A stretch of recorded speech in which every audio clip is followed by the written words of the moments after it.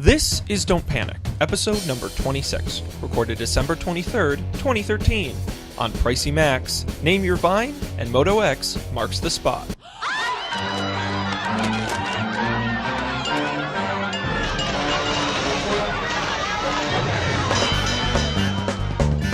Hello and welcome to another exciting edition of Don't Panic, the ultimate technology podcast on gadgets, the internet, and you. We are coming to you from the greater tri-state area, coming from Massachusetts, the state. Yes? Massachusetts. So, all right. I think we should probably have this debate right now. I'm pretty sure Connecticut is not a part of the tri-state area. Well, no, I meant tri-state as in our tri-states, not the real tri-states. Isn't that southern New England, though? I thought the tri-state area was New Jersey, Connecticut, New York was tri-state. I thought it was Jersey, Connecticut, and Pennsylvania. No, it's definitely Jersey, Connecticut, and New York. Why does Connecticut shouldn't get to be in two? It's like... So I learned today that Connecticut is actually the most, more people ride the Connecticut line into New York than any other Metro-North line. So we earned that. I'm gonna roll this back because I had a funny opening shtick. So okay, I'm gonna try from the greater tri-state area. From the greater from the state that brought you cranberry muffins and gay marriage from Massachusetts. I'm Sean Jennings, and I'm being joined as always, first by coming to us from Rhode Island, the state that gave us Mr. Potato Head and white privilege, Colby Rabidou. Colby, how's it going? Pretty good. I'm feeling privileged. As you should. It's good to be back home, and of course, from the great state of Connecticut, the state that gave us the phone book and essentially one big suburb of New York City, Dan Miller. Dan, how's it going? Frisbees. Frisbees. Frisbees and steamed cheeseburgers. And steamed cheeseburger. I've never had a steamed cheeseburger. You guys are missing out. Either. We'll have to make a stop in scenic Connecticut. Yeah. Dan, I've also heard that there's a pizza place in New Haven that makes mashed potato pizza. Can you confirm or deny? I can't, but there's a pizza place in New Haven that's supposed to be one of the best pizza places in the world. So, interesting. Yeah. Cool. There's at least good pizza. I don't know if there's mashed potato pizza. I mean, I love mashed potatoes and I love pizza. So it's a very Irish pizza, I think. It's actually there's no cheese or sauce or crust. It's just potatoes. So we're just shaped like a pizza at a pizza place. Okay. I think we should just do this whole show talking about great pizza places in Connecticut. Really go to our base audience. I could do it. And I know you could. Let's go. Oh, well, we promise to all of our viewers we won't do that. We're instead going to talk about some excellent technology. But, of course, I want to remind everybody, thank you if you're listening live. We do the show every Monday night, 11 p.m. Eastern, 8 p.m. Pacific. And you can find the live link as well as links to past episodes, audio, video, and where you can subscribe to us on iTunes, all at our website, don'tpanic.io. And, of course, follow along on Facebook, facebook.com/don'tpanicshow. And you'll get all the latest updates there. I highly recommend it. All right, well, let's jump right in with our first story, and this one is going to cost you a fortune. That's right, folks. It is finally here, the monolith itself, the Apple Mac Pro. I think it's kind of weird that to release it at this time of year, just in time for the holidays, because it's the must-have gift for the kids this year. Forget about your Xboxes or PlayStation. Everyone wants to have their Mac Pro. I bought one for each of my family members. Did you? It's a nice cheap gift, you know. Yeah, including my grandmother and my baby cousin. I could imagine it coming in a box like bottles of wine, just all the little cylinders. You just take them out. A pallet of Mac Pros. Yes. They deliver it with a forklift. Well, that's the beauty of the Mac Pro. It's small and it's light and it's pretty and it's fast. So let's talk about this. Obviously, none of us have used one yet. But although I did go to a Mac store or an Apple store to see if they had one, and they didn't. Now, was it behind glass, or did they let you touch it? They did not have one at all. Oh, they didn't have one. Yeah, this was last Saturday. It only been out for 2 days at that point, but yeah, it's very fresh. Normally, they have them right on the release day. So there's not much to talk about, and we've covered this on the show previously as to what's inside of it. It's looked when it was pre-announced, then it was actually announced. I guess the big news now is that, or at least what we know now that it's actually physically out, is yes, it's as pretty and small as everyone says it is. It is crazy fast. I won't go through all of the benchmark scores because I don't even understand those. But I suppose some of the things that are getting the biggest coverage or the cost.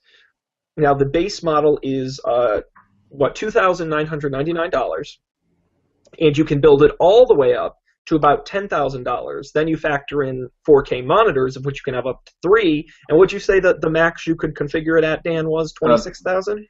22,000, but they don't let you buy more than one 4K display. So I believe it's 14,000 is, I believe, right around the maximum in a single purchase. Yeah. That you can buy. Generally, the reviews have been great. Obviously, it's very expensive, but the reviews have said that if you are a person who is in, graphic design, film editing is a big one, graphics work, 3D rendering, that this is an insanely great product. I guess one of the biggest cons that have come out is that apps aren't yet optimized to take advantage of the 2 GPU structure. So they're not seeing full performance boosts yet. But I guess that's a good thing.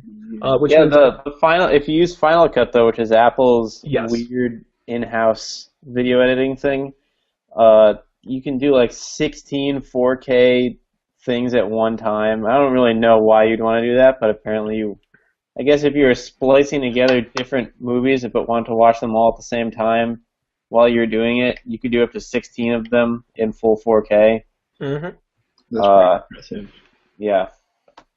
I don't know if you guys have ever, well, Sean, I know you have, but I don't know if you've ever done video editing before, Dan, but I mean, I've cut things out and then saved it and watched how long it takes for it to go back out again. Yeah. So it's doing that in real time, so you can watch it in 4K, which is pretty impressive. Well, I'll tell you, video editing is a very graphics-heavy it's very processor intensive. The first video I ever edited was back in, let me do some math here. It must have been 2002. 2003. Probably about 2003, 2004. I used an old VHS-C camcorder. Big thing. It was huge. It was massive. I still have it. And I shot a movie for a class. I all uploaded it to my Dell Tower, which I think was like Pentium 3. Oh, yeah. Maybe Pentium 4, but it was, and it was just it was slow grinding then, just to put in a single title. There were no transitions. And it's amazing to see as the video quality gets higher, you need more and more of this graphics and of memory and of video drivers. And by all accounts, this Mac Pro is, while expensive, is the most compact and powerful you can get. And, Netflix announced that at that's the big thing, and we'll talk about some of this later, is the CES pre-announcement, which CES obviously is the Consumer Electronics Show in January, where a lot of these companies say what they're going to be doing for the year. At their pre-announcement, Netflix mentioned that they're going to be pushing for a lot of 4K content going forward. And so I would imagine that the Mac Pro is going to be a device a lot of these big production houses are going to be using to push forward into 4K. I saw a 4K display on Sunday for the first time. It was really cool. It was gigantic. I think you'd have to get at least the 60, 70-inch TV for this to really be worth it, but it was in the uncanny valley. One of my friends commented that he's like, "Oh, this is computer generated." I was like, "No, it's definitely a panning picture of some Chinese landmark." It's like, "No, look at the flowers. They're so fake." No, they're just super real. Yeah, it was really impressive. I could get right up to a foot up to the display, and I couldn't really make out the pixels. It was really cool. So I am more impressed with 4K than I was before. That is more excited about it, at least. it'll be a while before we get the displays, but it's amazing. I love when people put the old Mac Pro up against the new Mac Pro, and you can see the sizes. But it's just really neat to see. I've been leading the band of giving Apple crap for not innovating, but I don't know. I think this. Is it a revolution? I don't know, but I mean, certainly for its size and for its power, I think it's while not for the masses, I think it is pretty impressive. Yeah, very low acoustic footprint too in terms of this. This doesn't. You can't really hear the fan even when you're like doing the 60 and 4K thing because of the way the fan sucks the air up through the whole thing. Yeah, some reviewers. The wider the fan, the slower you can rotate it to push the same amount of air. So the fan's like the whole top of it. Yeah, some reviewers weren't even sure it was on because it was so quiet. It's important for its like sound recording and things like that. Well, and the heat dispersion as well. A lot of companies will buy several of these. Companies with big budgets, they'll buy 3 or 4 of these and have them all in the same area. So to be able to manage the noise and the heat while putting out such power. I mean, I saw this. I didn't really believe that it happened, but I saw like a photo shoot or maybe a movie was being filmed, a low-budget movie, because actual high-budget movies, they have entire trailers of computers they bring on to do the rendering on scene. But this was like a low-budget movie, and they had like a cart with one of those giant Mac Pros and like a Thunderbolt display on top, just outside, and they're using it to process the footage as it was being taken. And that would be huge for them. They would buy one of those right away, I imagine, because it was not a stable-looking contraption they had there. Yeah, this is definitely a throw-in-your-backpack type computer. I mean, it's crazy to think, but, there are some companies who will farm together 10 Mac Minis to get power at a cheaper cost, but I think this will definitely be something great for the industry, and it's something that you and I are going to see not at the surface, but in future movies and in television, and we're the ones who are going to end up getting a lot of the benefit. Yeah, that's a good point. Things done faster, things done more affordably, and we'll see 4K sooner. So props to Apple. I give them a lot of crap, but I'm excited to see what companies are able to do with this. Moving on from Mac Pro, let's talk about, last week we talked about Instagram Direct. Well, Snapchat decided before the holidays to push out, I don't want to say a sneaky new release, because I don't think that's really fair, but a rather quiet release. It took a while for it to, and a lot of people still don't know about it, so maybe you're learning about it for the first time. But Snapchat released an update, and pretty much all the features you have to go into your settings and turn on. So I'll show you guys what I mean. So I've got my Snapchat here. When I hit the settings button, you'll see all my account information. I'll take it away before it gets clear, so you can see my phone number. But you'll see on the top, you'll see it'll say additional services. And when I tap that, this is where all the new features that they added have to be manually turned on. They're not turned on by default. Come on, focus. Focus. There we go. There you go. Magic. So, starting with smart filters, which I'll show you in a second, as well as visual filters. Front-facing flash. If your phone has a front-facing flash, you can now use that. Replay, which I'll talk about in a second. Special text, which I'll show you, and your number of best friends. So, would you guys like a demonstration? Yeah, I don't know what any of this stuff is. All right, so I'm going to take a picture of me taking a picture of me. So look at that pretty guy right there. So what's really neat is, come on, focus again, camera. Focus. There we go. So I can just take my finger and just swipe across the screen. I'll go this way first. And you'll see it's putting on different color filters. Kind of Instagram, there's your black and white. Different color filters. And it actually, Snapchat pictures in general aren't particularly high quality. I found these filters actually help a lot. At least make them look less crappy. Now there's also smart filters, this is a weird one, but it tells you how fast you're going. So I'm not going 3 miles per hour, but you get the idea. Wait, what? I just didn't want to. Yeah, so it says, blank point blank miles. It might be hard to see here, but it says your miles per hour using the accelerometer. So I can't figure out a good use for that, quite honestly. I mean, I guess it's funny because they announced this and they're like, but don't Snapchat and drive. And I'm like, that's the only time I'd use it. What about if you're flying? Would it work if you're flying?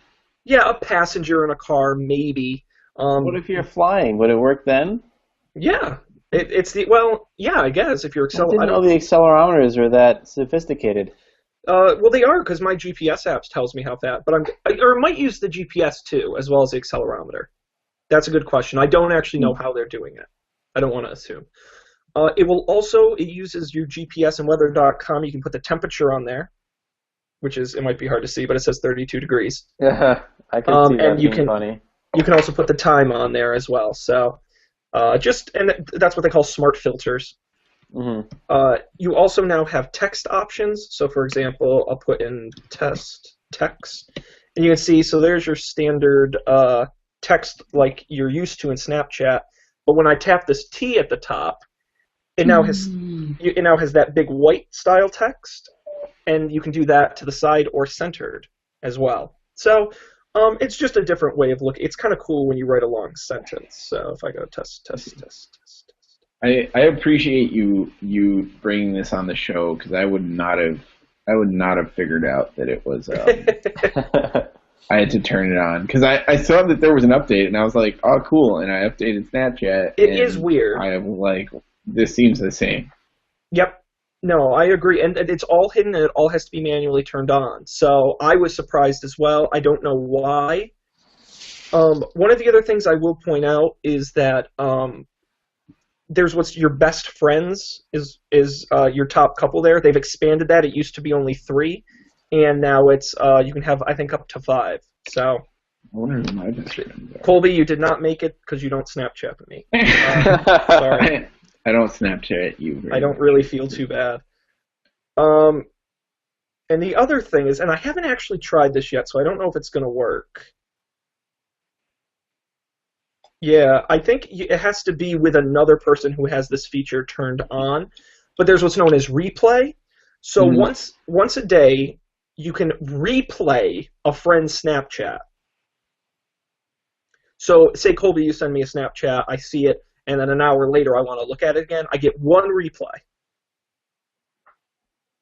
Which in essence kind of cancels out the... But only one time. But then what if you wanted to pay for more replays? That would be an interesting feature.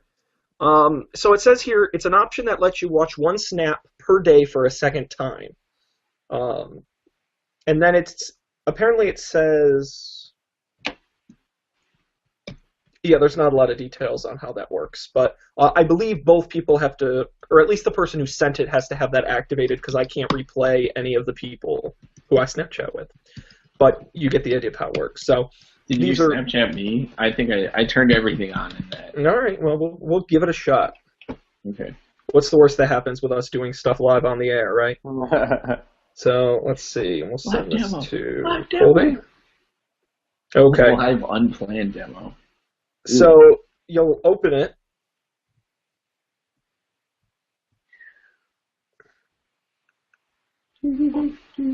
This is very compelling television. All right, it's over. All right, now wait a second. So it says press. I don't know if you can see that. Yeah, press and hold to replay. Oh yeah, look at that. And then what does your prompt say there? It says replay snap. Would you like to replay the snap from Sean Jennings? You can do this once per day. And I'm going to do it. And it came back. Oh, that's neat. Oh, look at that. Oh. And then it's that's cool. Wow. Wow, that's neat. It actually I think that's a really useful feature, especially because I find when I get video snaps that either my audio isn't on or it goes by fast, and I want to rewatch it. So I think that's a cool feature. Right. And the video is tough because like part of it's gone before you can even start paying attention. It's weird. You should get a count in for the video ones. Like, this is a video. Turn on the like that timey movie counting. Where it does the beep, one beep, beep. 3. Yeah, I agree. And to everyone who says that this is kind of defeating the purpose of Snapchat that it self-deletes, I think replaying it once is not that big of a deal. I don't know if you guys disagree, but if anything, I think it adds value. I don't know. I guess we'll see. I mean, I think it adds practical value for them as a company. I'm not sure if it adds value to the product. Fair enough. It'll be interesting to see how many people actually find these new options and enable them. Yeah. I think that'll be the big thing. Maybe they're all still experimental at this point, and that's why they're... And that could be it. But I've been using them. When did they launch these? I think earlier last week. And on Friday, and I've been using them all weekend, and I've been really enjoying the different filters and the text options, so that's been fun. So update to the latest version, go into your settings, and turn on these new Snapchat features. Nice. Speaking of sending social media, let's talk about the Vine. Some of you may know this company, owned by the Twitter, your 6-second videos. Well, it's kind of funny. These days, different social media sites have a standard set of things they go through as they grow into full services, certain benchmarks. Private beta, then opening up to the public with invites, and then opening up to the public full, and all these things. Well, Vine crossed another one of those benchmarks. You can now get your custom Vine URL. I remember when Facebook did this, and I remember when Google Plus did this. I still don't think I have my Google Plus one yet. But Vine users, starting last Friday, could get their custom URL. It was owners of verified Twitter accounts got the option first, and everyone else got to do it later in the weekend. The URLs are formatted as vine.co/yourname. So you can go to vine.co. I don't think you can do it from the mobile app. I think you have to do it from a browser, but just go to vine.co, log in with your Facebook or Twitter, however you linked it, or probably you have both linked, and they will ask you just to pick a name, see if it's available. So you can find me at vine.co/Sean Jennings. And I finally reclaimed D. Miller, and by reclaimed I mean stole. So vine.co/D. Miller. And by stole, I mean using it properly. Using it to its full potential. Nice. It's funny, I just realized if you had gone with Dan M, it would have been like a dyslexic damn. Yeah. It's not good. So Colby R, D. Miller, and Sean Jennings, and you can find us on Vine. Although you guys aren't big Viners. I Vined once. I used to be. Because when you're in college, Vineable moments are almost infinite. That's certainly true. In fact, I encourage anyone watching to go watch my Vines, because I think that there are some absolute perfect, loopable ones that just spontaneously happen that are amazing. But not so much sense. I always enjoy what I see when I go on there, though. The editor's picks are... I love them. Vine. Yeah, I like them a lot, but I wish my friends Vined more so that I could see more of their stuff. I agree, but I have been using Vine like I use Twitter, in that very little of it's my friends. It's all comedians, and it's celebrities, and it's news, and it's all that different realm of stuff. And I think the 6-second format, kind of like 140 characters on Twitter, creates a new way of delivering content. Yeah, I definitely don't like the Instagram videos. Cause it's not the same effect. Yeah, and it's more of a commitment, and I find that, like, if you're going to watch a crappy Vine, then fine. But if you're going to sit there for 15 seconds and wait for something to happen, it's like, I'd rather just not chance it at all. Mm-hmm.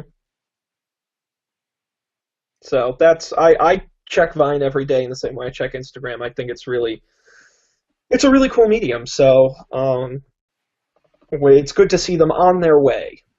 Yeah. Onward. Let's move on to another story. You know, it's funny, we joke this time of year there's not supposed to be any news, but we got a decent amount of stories, so Yeah. let's move on to some more pre-CES coverage. How many of you guys remember WebOS? Raise your hand. How many of you remember WebOS? Me. Me? Yeah, some of you. The short-lived Palm operating system, the one that was supposed to save the company, got sold to HP and then promptly shut down. Well, like all great things on the internet, it lives on.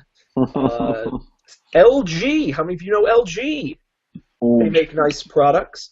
Well, it turns out a while back, LG bought what was left of the WebOS project, and now they've, again, pre-announced. Wait, they bought it from HP? I didn't know that. They bought the OS. I didn't realize that either. It was very quiet. Because what LG did was they spun it, or what HP did was they spun it off to try and do it as like an open source. They just said, do whatever you want. And then LG came in and bought them. So it's not open source anymore as a result? That's an outstanding question. I'm going to go to the original page. I'm going to go to the announcement that, LG picked up the open WebOS project as well as part of the deal. So they own it. Now, is it still open? I don't know. Your guess is as good as mine. But they do own that. So LG pre-announced that their smart TVs are going to come equipped with WebOS, the ones they plan to announce at CES this year. They previously had their own. There was another article that had this better, but they previously had their own operating system that ran on their TVs. It was called. It was in here somewhere. Where did it say? I was just reading this. Netcast, which was their old one. I guess they weren't particular fans of, so they purchased WebOS with the intention of putting it on televisions and other devices. And it said that they'll announce a new TV set at CES running a dual-core processor, 1.5 GB of RAM, which will enough RAM to allow for multitasking, as WebOS was sort of famous for being the first to do the card-style multitasking. It does say they're going to revamp the interface, and it's also said that they have intentions of reviving what is known as the Enyo development, which is apparently an open-source JavaScript framework for cross-platform applications. Yes. I don't know what that means. Do you know what that means? It's the framework that people use to build WebOS apps. Oh, so they're going to keep that going. Right. Gotcha.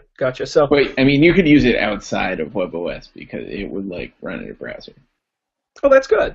So it's like a cross-platform thing. That's why it said cross-platform. Yeah. Gotcha. Big words. I don't understand them. It's like if you had more than one platform, it would work on other platforms. Gotcha.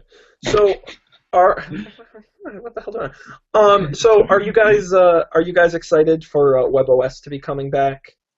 Or how excited are you? I don't know. I've never used WebOS. I heard it was pretty good though. I wanted to. I think at one point I tried to get an HP touchpad when they had them on sale for crazy cheap. That's right. When they gave up, but I didn't get to that. But I'm not excited. I mean, I guess it would be cool if there were smart TVs with less crappy software on them. Yeah, that would be nice. Since the what I really want, the dream of having a TV with nothing that's just a TV, doesn't seem to be coming true. Maybe if it was useful. Yeah. And see, this would be a question you guys can answer. To me, it seems like all these TVs, they don't run OSs. They run just software. Yeah. Isn't it better that they run a fuller operating system than it would be for them to just run whatever generic software that is pre-installed by the manufacturer? One would think, right? Because then you'd get the benefit of all these different app stores and APIs and yeah, you're kind of like what the whole Ford car thing where they're like, we're just gonna build a car and then you plug your cell phone into it. Yeah. You're gonna get a new cell phone way more often than you're gonna get a new car. I don't think that they're adopting the just plug a set-top box model into it. And okay, fine. But it would be cool if they were just, hey, if Google TV worked, that would have been awesome. Well, and But it didn't. I mean, it makes Google TV should be Android, really. And I think that plays into the OS argument, is that when you make a system that's built on these more open source style app platforms, I think it makes more sense than having to build an app for Vizio TVs rather than for WebOS as a whole, which hypothetically, LG has said now that they own them, are they going to bring it to phones? Probably not, but they've said that they are planning on using it for other things. Yeah. That's cool. So it'll be interesting. I'm looking forward to the development, and I want to mention to everybody that we will have full CES coverage right here on Don't Panic. Are we going to CES? We're going. We'll be. Is there a CES ticket under my seat? If we had the budget, I would be the first on a plane, I can assure you. But no, we'll be doing it remotely, but I promise we'll have only the announcements you need to know about, because if there's any time of year to panic about technology, it's CES. Where it's like 4 or 5 days of just non-stop tech What news. were we panicking about last year, though? Well, we weren't doing the show at this time last year. Oh, I know, but individually, what was the promise of CES last year? Was it 3D TVs still? Was it? It wasn't tablets anymore. Was it smart TVs? Yeah, I think smart TVs was a bit big. So now I have to Google what are the trends from CES 2013.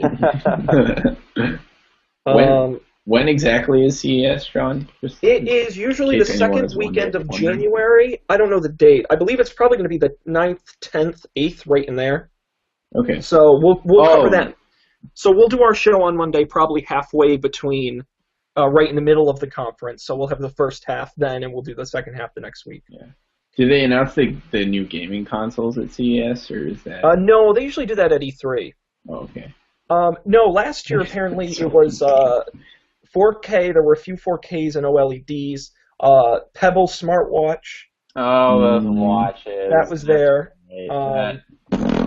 Of course, the usual junk, speakers and headphones and, smart refrigerators. What's good is these days they still tablets, of course, were huge. Phones not so big last year. It'll be interesting to see this year. I'm also excited this year. Companies like Netflix are planning on being there and making announcements. Companies that don't necessarily make hardware. So interesting. We'll have to look and see what happens. But I will be just nonstop sitting in front of my computer, just watching all the announcements. So you're going to want to tune in here first. Speaking of smartwatches, there was a pretty god-awful Samsung smartwatch commercial. Oh! That was pretty horrific. I'm going to figure out a way for us to play videos on the show. Okay. I really am. I'm working on it. I'm desperate to figure out a solution. Okay. When you do, you'll change everything. Yes, exactly. But I do recommend. It's called what is it? Get Geared Up or something is the ad on the ski resort. I recommend watching it. It is the creepiest guy picking up a woman in the worst way using a terrible technology product. Yeah. That's my best way to sum it up. And I got the distinct honor to be welcomed into the Samsung Experience store, the Samsung store in New York in Manhattan last weekend. So to describe it, you walk in. We weren't sure if we could walk in at first because there was this front desk area. You had to check in, but we lingered outside, and someone was like, "Oh yeah, come in." So we came in. Is this your first time here? And we're like, yeah. Oh, great. Here's this RFID card. You should use this RFID card at all the different stations so you can collect points. If you get a certain number of points, you can redeem them for things. At certain undetermined, unannounced times during the day, you can use these points to enter yourself in to win prizes, and we give away N number of all the things that they make per day. But you don't know what it is, so you have to keep coming back. And we were like, oh, well, okay. Uh-huh. Three-quarters of us aren't going to be back in New York in the next month.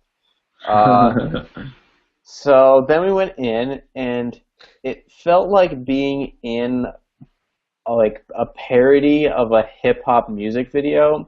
There was like really gaudy furniture, giant plastic diamonds on like coffee tables. It was supposed to look like a home almost, but really over the top. Uh, my first experience, we walked in, we talked to this lady, and I forget what we talked about, but then she was showing us the watch, so she beeped our card twice. Oh, no, we had to go up to her, give her our card, and register our card, which involved using this terrible Android app that you had to fill out, and the bottom was a big blue button that said Terms and Services, and we all pressed it, but that wasn't the button you're supposed to press. You're supposed to press the button in the upper right-hand corner that said Next. So she had to walk us through that. And then after that, we went over to the left to go look at the tablets, because I'm in the market for an Android tablet, and everyone only recommends the Nexus 10, so I actually wanted to look at it. I got over there, someone else was looking, and they accidentally like lifted it up the wrong way, so all the alarms started going off, because the alarm is into the power outlet, and it isn't sealed in, so you have to be careful when you pick it up not to knock that. And you know, the micro USB are very stable. They don't ever come out. They clip in real nice. So once that settled, and they couldn't figure out how to turn the alarm off, there were all of these employees gathering around the table trying to figure it out. So eventually I was able to go over and look at it, and I was just okay. And then we went over to this other station, and they're showing us the pen, the stylus. The S Pen. The S Pen. Yeah. So the S Pen has all these great features, like you can take a screenshot and draw on the screenshot.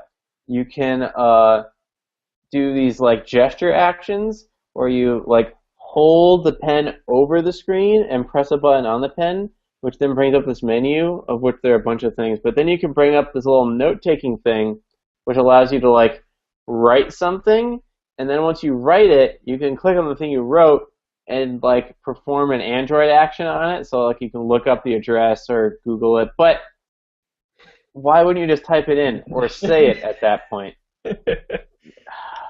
Wow. So, and a bunch of other things that you can do with the S Pen that were so stupid. There's a coffee. The writing on screenshots sounds really useful for like filing bug reports, though. It does, but that's it. You can do it with your finger. Like, what would you? Well, you wouldn't ever just do anything beyond circling. Typing is more legible. Yeah. So yeah, and then there's a coffee bar in the middle. But in order to use the coffee bar, in order to like get something complimentary from the coffee bar, you had to talk to this person who would show you how to use this tablet app they had going on there. And you had to like, oh, yeah, you had to use the air gestures to scroll through the drinks you could order. And I was trying to do it, and I was doing it wrong. She's like, oh, no, you have to do it up higher. So like my hand was like above the tablet, and I'm going like this to select the one I want. That was pretty silly. Then we went over, and my friend was just playing with it, and he opened up the calculator, and it opened up like a window on the device, which was super weird. Oh, they were really hyping up this the multitask split screen thing you can do, and they were like, hey, check it out. I can like go onto my friend's text he sent me, get the address, and paste it in the maps thing. Like, you can do that just by switching between the full screen apps. Like, that offered no slight convenience, I guess. Maybe. But then, anyways, we opened the calculator, and there was it looked like Windows like 3.1. There was like minimize, maximize, and close, plus a maximize button. And then he was like, oh, I want to close it down, see if we can like move it around, bring it back to the same size. We couldn't figure out how to do it, so we asked the Samsung experience person there, like, hey, how do you do this? He's like, oh, I don't know. Oh. Perfect. And then we got our really gaudy Samsung branded headphone splitters for 2 points. Oh, someone got 4 points and they got a tiny microphone speaker, USB speaker. And Oh. that was the Samsung store. Where was that? It was in Soho, Mm, right near the Soho Apple Store. interesting. So, Dan, did this convince you to pick up any fine Samsung products? No, I was pretty much convinced that this was going to be a terrible experience as soon as the alarm went off. Yeah, it was just so funny, like the forced use of all the features, including NFC, air gestures, the S Pen. It was just Samsung on parade for sure. That sounds like exactly like the Gear video, Yeah, like yeah, the commercial, like yeah. It fit very nicely. it was like like weak use cases for silly Yeah. features. Well, that's what I love about Samsung is like all companies have brainstorming sessions. Good companies throw out the bad ideas and keep the really good ones. I feel like Samsung just has made all of them. You know, like Yes. Samsung is hilarious. I'm glad those guys exist because if not, who would we laugh at? That's true. So, Uh, Colby, speaking of Android phones, you have an Android phone now that you've been using for at least a couple days. I do. What do you think about it? It's great. All right. Or good review, Colby. Good review. Yeah. Moving on. No, it's just like, so it turns out Android without all the Samsung stuff isn't bad at all. It's like borders on good. Wow, that's another good review clip. Borders on good. Maybe they'll put that in a commercial. You know. It's really impressive. Like there are like mild. Really, the one thing I don't like is that it doesn't. You don't get notification previews on your lock screen. But with I thought they added that. I don't. Well, maybe you can turn it on or something, but I don't think so. But with the Motorola's active display thing, when you so what happens is, say I get a text message, like the text message icon will pop up in a little circle on the active display, and if you press, like if you touch the circle, it will show you a preview on the top of the screen of the text message you got. And if you drag cool. you drag the circle to a target, and if you drag the text message circle, it will unlock the phone and go straight to the text message. So that's pretty cool. Active display is nice. Google Now is kind of like creepily awesome, Yeah. which it's weird. It's creepy and awesome. The Motorola's Assist stuff is actually really useful. There's you can schedule your sleep time. So you know how on iOS there's I don't know, what do they call it? Do not disturb? Do not disturb, right. So I don't know if you could schedule it on iOS, but for this you can say I'm definitely asleep between 1 and 7 in the morning. So from 1 and 7 in the morning, I'll only receive notifications from people who aren't in my important people notifications area, which is cool. It also there's a driving mode that turns itself on when it knows you're driving. Mm-hmm. Have you tested that out yet? No, I haven't, because I haven't really been driving. Though I have been in a car. I could have done it and I didn't. So I was worried. I was on the train today, and what I should have done is I was worried that what if it happened while I was riding on the train? Because obviously I'm not driving on the train, and I guess I don't understand how it knows if you're a driver or a passenger. Yeah. Maybe it just guesses from you not using it and also going fast. But I guess I'll have to look into that more and report back. Have you been using the Google Now voice stuff with the, okay, Google Now? Not really. But like, it's cool. It works. Like, it hears you all the time. I mean, I guess you tried it at the party, right, Sean? Yeah, because that was the first thing I wanted, because that's one of the Yeah. big things about the phone, and it did recognize my voice, so that was Yeah. neat. One of the other things I like is another Motorola specific thing. I believe is they have this like gesture for to open the camera app. So you basically it's like you hold the phone and it's like you're turning a doorknob, and then it opens the camera app right away, and you can take a picture. Oh, cool. Yeah, that's a Moto X only thing. Yeah, yeah, and they also they did some stuff with the camera app, so which is really cool. Or I think is really cool. Some interesting interface things. For example, one touch on the screen like focuses and takes a picture right away, which is cool. It's really like it's like optimized for taking pictures as fast as possible, so you don't miss things. Um, I want to like look here and see. Now, what have you thought of the hardware on the Moto X? I know there's nothing super exciting about hardware, but in general. Yeah, I mean it's not laggy particularly. There are some like one thing I've noticed is that if you like leave an app when the keyboard's up and go back to it after, like it loads in like half the screen as if the keyboard were there, and then you like see it fill in again, which it just like looks janky. But I suspect that's an Android thing and not necessarily a Moto thing. Or I mean, I feel like that's just how it works, you know. But it's not. I don't play crazy games or anything, but for everything I've done, it's been very good.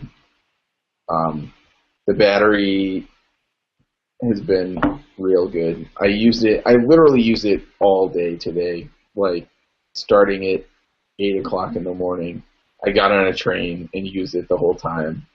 And then Wow. I got home and I was just like digging around on my phone for hours.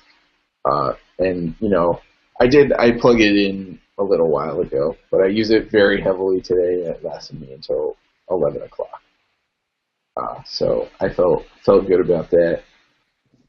The other thing I like is this is just an Android thing, but they have in the power settings, you can see like a breakdown of which apps are using which apps have used what percentage of your battery. So the vast majority of it is the screen. But when I first set up my email, I had set it to sync every 15 minutes, and it was using a ton of battery.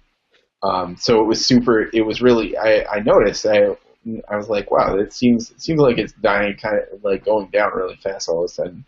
And I noticed, and I was like, oh, it's my email. So I just turned the sync down to an hour, and after that, it was great. So that's really cool. So that's one of the things I was never a huge fan of on iOS, because like sometimes you would download a new app that does like doing something crazy with geofences or something. So it's when you're in the car or something, it like freaks out and destroys your battery, and you never quite knew which one it was. Mm-hmm. So I'd go through and like disable location services for like 4 different apps. So that's cool. Let me see. What else? There's got to be other things. Overall, I just like it. All right, on a 1 to 10 scale, how would you rate the Moto X? 1 to 10. Well, I mean, this is preliminary, right? I've been using it for like 2 days, but I would say like an 8 or a 9. I feel really great about this. Wow. How are you feeling about the screen size? Great.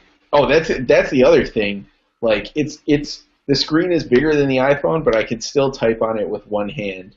And like it's a little bit of a stretch. Like I do have to stretch my thumb a little to reach the far side. I have short, stubby thumbs, so people with longer fingers might not have this problem. but it's the way the back's rounded makes it really easy to hold, as opposed to the Galaxy whatever that I have, which just like falls out of your hand if you try and do any crazy acrobatics to get to the other side. Mm-hmm. So that's pretty nice. That's what I mean. I got to briefly use yours, but the first thing I noticed was I would almost describe it as inviting. Yeah. You see a big Galaxy Note or something, and to me, I don't know if intimidating is the right word, but it just feels intimidating to use. There was almost, I don't know if warmth is the right word, but it just felt really comfortable. Especially going, I have my 4S, and it's kind of blocky, and I know it's old. Yeah. But it just felt really warm and comfortable in the hand. Yeah, like I like the way the iPhone feels, but like this feels good. It feels real good. And so one of the things I think I've noticed that everyone who sees it, like my parents and a couple of people at the party, have said like, "Whoa, the screen's so big." But it is, and I almost don't notice it. Like it feels right. It doesn't feel out of place. It feels good. So I like that. And of course, you did the custom color and the engraving and all that as well. I did, yeah. You can check out my I have the orange orange highlights in my my Colby Nice. R. Oh yeah, so cool. That's me. And I know you wanted to say something about AT&T. Oh yeah.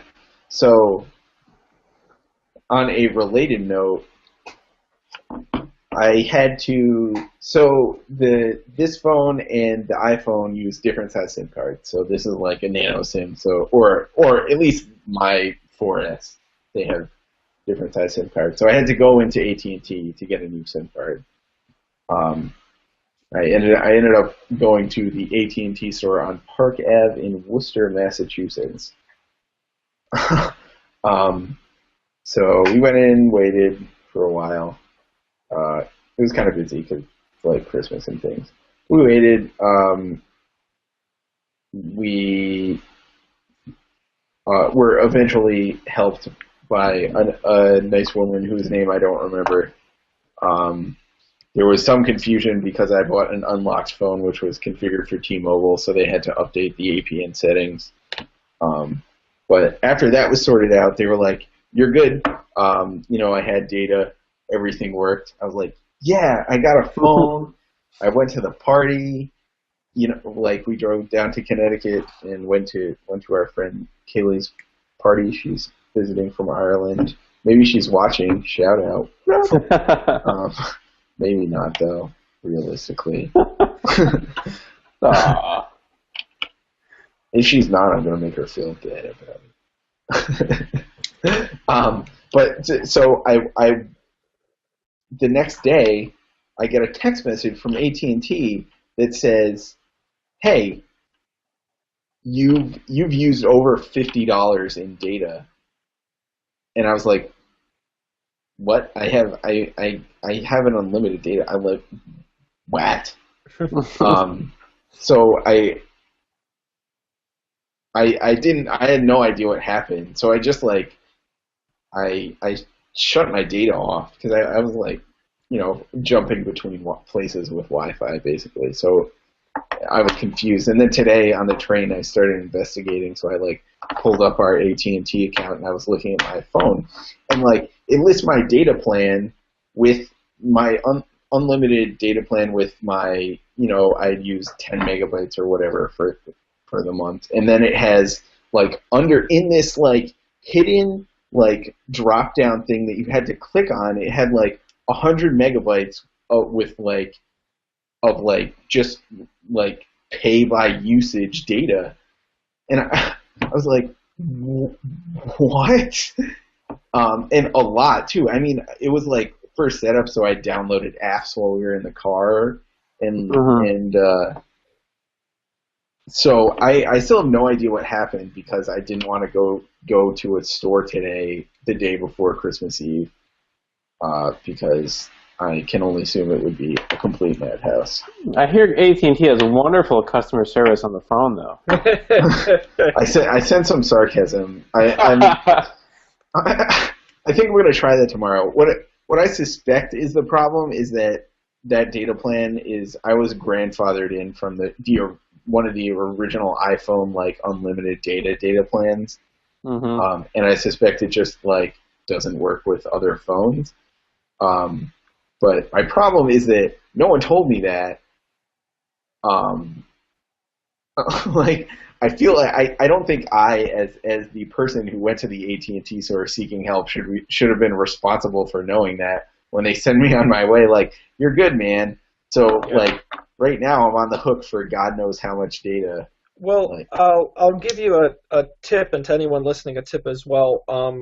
I read a blog called The Consumerist, and they deal with a lot of stuff like this. People who weren't told the full story and they have to call. And from everything I've read, when you call, the people on the phone have the authority to regrant you your unlimited because you had an unlocked phone and you didn't didn't get it on a new contract. Mm-hmm. You just have to get the right person on the phone who's willing to do that.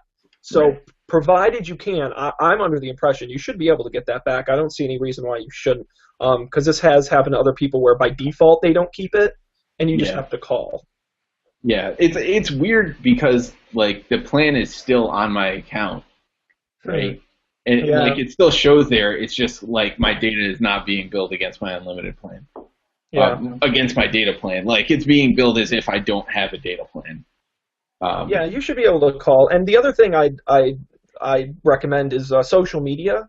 A lot of these companies have invested a lot of money, and you get faster and better service through social media. So if the phone doesn't work, harass them there, and usually you get a pretty decent response. And like so the other thing is like I don't really care if I have to switch off of the plan I have, whatever. I've had a good long run of having unlimited data, but like it's not the end of the world if I have to switch off, but it is the end of the world if I have to extend my contract. So or have to pay that overage, which they should reverse for you. Which apparently I read a little like AT&T charges per megabyte overage fees, which feels very like early 2000s.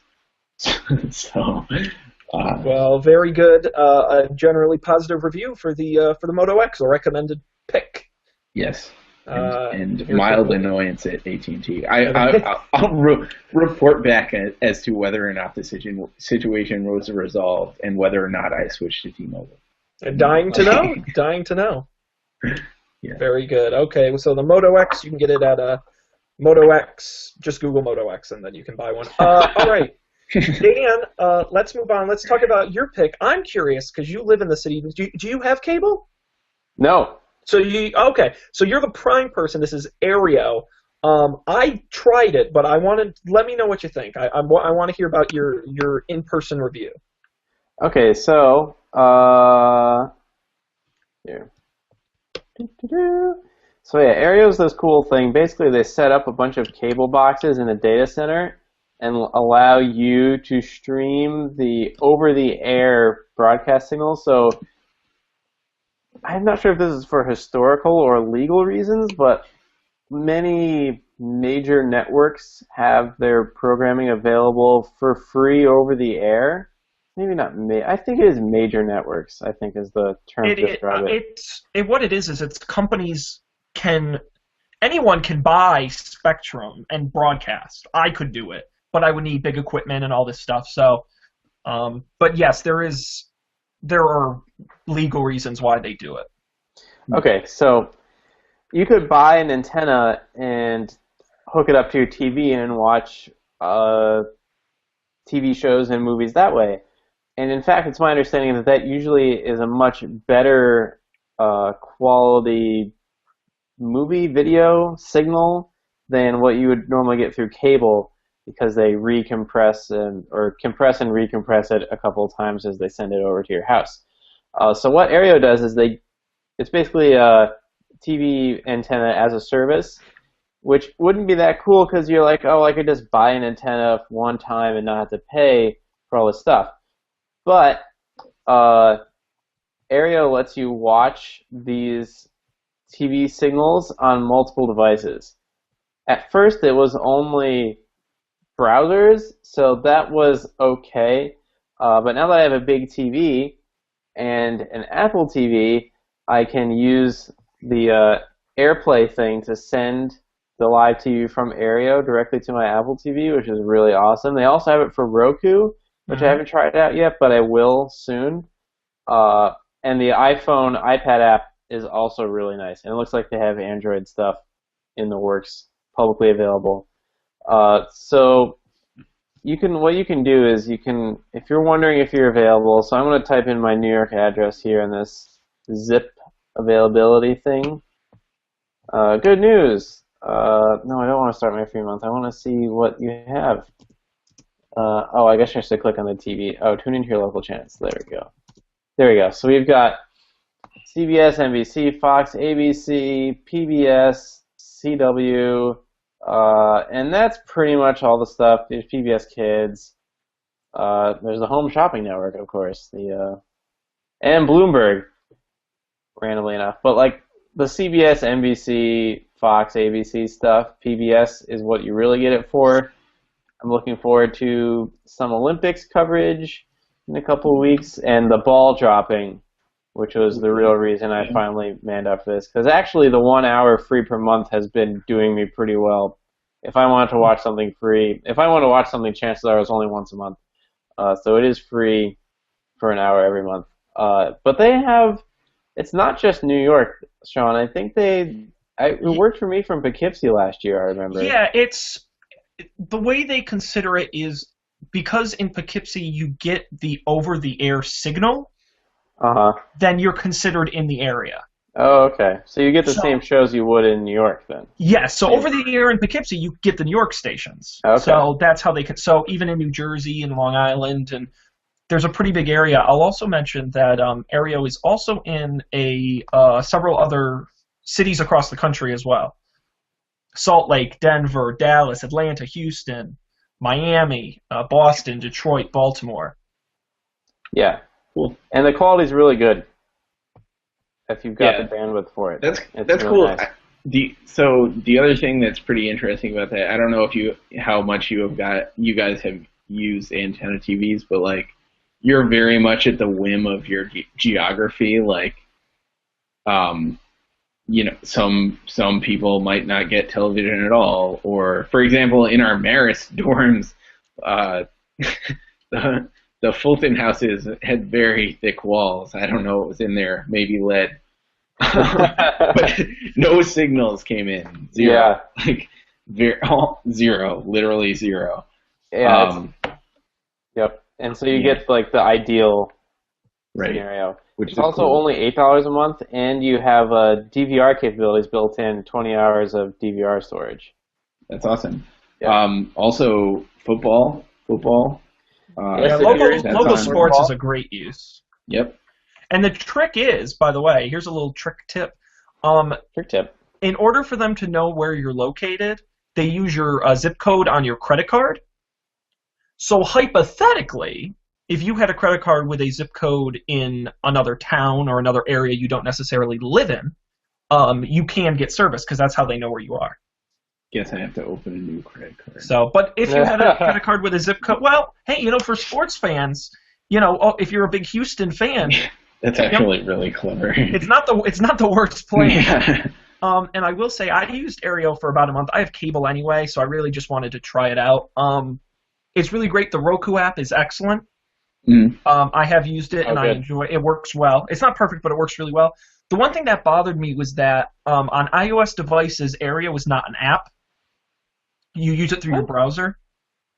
Which, really? Yes. Yeah. Oh. I haven't used it recently, but No, it's always been, here, I'll show you. It's always been in your browser. Here we go. Is Aereo an app? No, it's not an app. It's through which is fine, and it works well in the browser. On Android, it is an app. Yeah. On iOS, it is not. And I'm just a guy who prefers to do things through an app rather than in the browser. So, but it works well in the browser. I can't complain. But that's just a little pet peeve. But no, Aereo is an excellent service, especially if you don't have cable. Yeah. Oh, okay. So that is AEREO, Aereo.com. Give it a shot, and you get 30 days free. So you do have to give them a credit card, but you can always cancel it and you won't pay. So Cool. Something to try. Excellent. All right, I have a little bit of a wacky pick. So, Colby, I know you as a child, you did not watch television. Not really, no. Dan, did you watch Nickelodeon as a child? Not really. I mean, right. I had it, so I occasionally did. Well, there are a lot of people out there who did watch Nickelodeon in the 90s and early 2000s who were very fond. So there is this website called nickreboot.com. And I love it for two reasons, okay? One is the content. It does have all those classic Nickelodeon shows you love to watch. I will say it's at nickreboot.com. It does have an invitation process. It's easy to do. I did it. It was done quickly.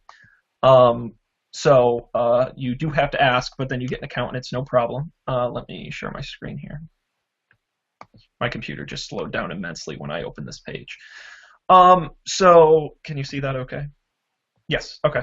So this is what it looks like, Nick Reboot. And essentially what it is it's a channel, which is what is interesting. When I first heard about it, I said, oh, it's all these shows on demand. It's not. It's one channel.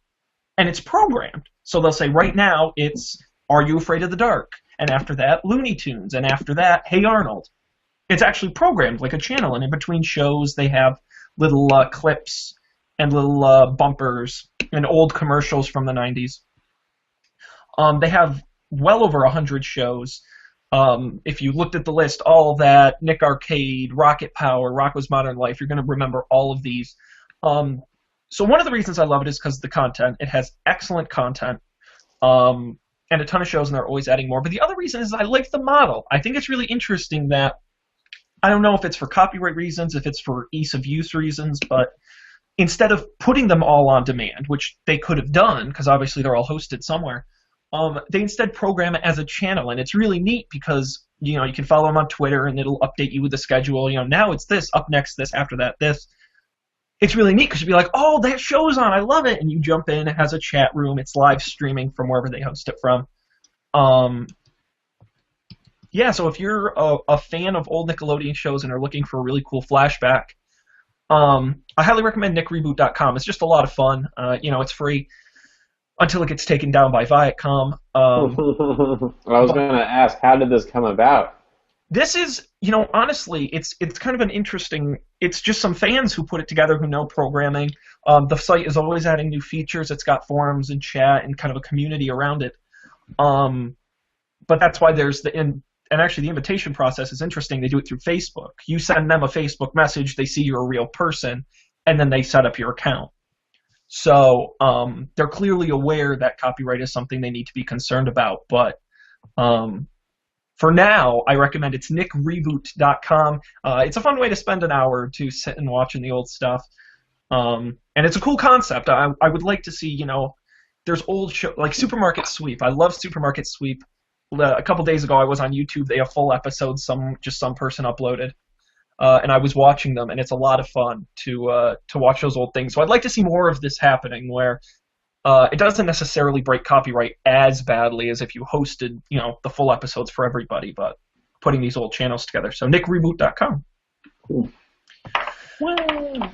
All right. Wow. I can't believe we did it. No, I can't. We made it. We do it every week somehow. So any last thoughts, guys, before we check out for the evening? Not much. I'll report back on my dealings with AT&T customer service. Food. Yeah, and I don't know. Merry Christmas. Oh, I can't say that. Happy holidays. No, you can say Merry Christmas. We'll let it slide. That's why we have the explicit tag, so you can say Merry Christmas. Hashtag. Yeah, exactly. Exactly. And I will say to both of you, keep bringing great reports back, Colby on your Moto X and Dan from the Samsung store there. That was really excellent. I should have done like an on-location video thing. Next time, pictures or video, bring it. We'll put it on the show. Google Glass would have come in handy because then it would have been a little less surreptitious. There you go. We could have done a live stream of you there and everything. Yeah. Very cool. Well, yes, of course, all of us here at Don't Panic wish you a happy Boxing Day. Also, Merry Christmas. and all that. We will be back next week before New Year's on the 30th, so you're definitely going to want to join us then. Of course, all of our episodes are available on demand. Don'tPanic.io is our website, audio, video, and definitely subscribe to us on iTunes. You will get the episodes first, we promise. And, of course, Facebook.com/Don'tPanicShow to follow us for all our updates. And, of course, email us with comments, thoughts, and anything more you want to share with us. If we have a topic you either disagreed or something we haven't talked about you want us to, or if you're just a really nice person and you want to be on the show, hell, email us, don'tpanicshow@gmail.com. With that creepy stare from Colby, we will end the show, and we'll wish everybody a Merry Christmas and good night.